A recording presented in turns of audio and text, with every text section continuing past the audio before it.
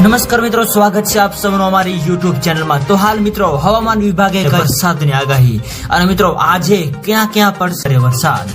તો મિત્રો વરસાદ તેમજ વાવાઝોડાને લગતી તમામ નવી અપડેટ માટે અમારી ચેનલની અંદર જે પણ મિત્રો નવા છે સબસ્ક્રાઇબ નથી કરી તો સબસ્ક્રાઇબ કરી લેજો અને મિત્રો વિડીયો ગમે તો વિડીયોને લાઈક કરો, શેર કરો અને કોમેન્ટ કરો। તો હાલ મિત્રો હવામાનની સૌથી મોટી આગાહી અનુસાર આગામી 3 દિવસ રાજ્યની અંદર વરસાદની આગાહી વ્યક્ત કરવામાં આવી રહી છે, જેની અંદર મિત્રો સૌરાષ્ટ્ર, દક્ષિણ ગુજરાત અને મધ્ય ગુજરાત તેમજ ઉત્તર ગુજરાતના અલગ અલગ વિસ્તારોની અંદર વરસાદની આગાહી સાથે તો બીજી બાજુ કચ્છ જિલ્લાની અંદર પણ હળવાથી મધ્યમ વરસાદની આગાહી જે છે એ વ્યક્ત કરવામાં આવી રહી છે।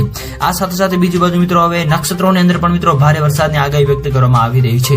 તો હાલ મિત્રો વરસાદની આપણે જો વાત કરીએ તો ભાવનગર, ભરૂચ, સુરત તેમજ અમરેલી, બોટાદ, નર્મદા, છોટાઉદેપુર વગેરે વિસ્તારો તેમજ જુનાગઢ, રાજકોટ, પોરબંદર, ગીર સોમનાથ વગેરે વિસ્તારોની અંદર મિત્રો હળવાથી મધ્યમ વરસાદની પણ આગાહી વ્યક્ત કરવામાં આવી રહી છે। આ ઉપરાંત મિત્રો અરબી સમુદ્રની અંદર તેમજ બંગાળની ખાડીની અંદર મિત્રો નવી લો પ્રેશર સિસ્ટમ પણ બનવા જઈ રહી છે, જેની મિત્રો સંપૂર્ણ નવી અપડેટ જે આપતી જશે એમાં અમે તમને જણાવતા રહીશું। તો મિત્રો હાલની જો આપણે વાત કરીએ તો ગુજરાત રાજ્યની અંદર હવે આગામી 5 દિવસ સુધી છે એવામાં મિત્રો તો હાલ મિત્રો હવામાનની સૌથી મોટી આગાહી અનુસાર આગામી 2 દિવસ બાદ દક્ષિણ ગુજરાતમાં મધ્યમ વરસાદની શક્યતાઓ રહેલી છે। આ ઉપરાંત મિત્રો હાલ અહેવાલો અનુસાર જણાઈ રહ્યું છે કે રાજ્યના અનેક વિસ્તારોની અંદર ખાસ કરીને દક્ષિણ ગુજરાતની અંદર વરસાદ નોંધાણો છે, જે હાલ પ્રાપ્ત અહેવાલો અનુસાર જણાઈ રહ્યું છે।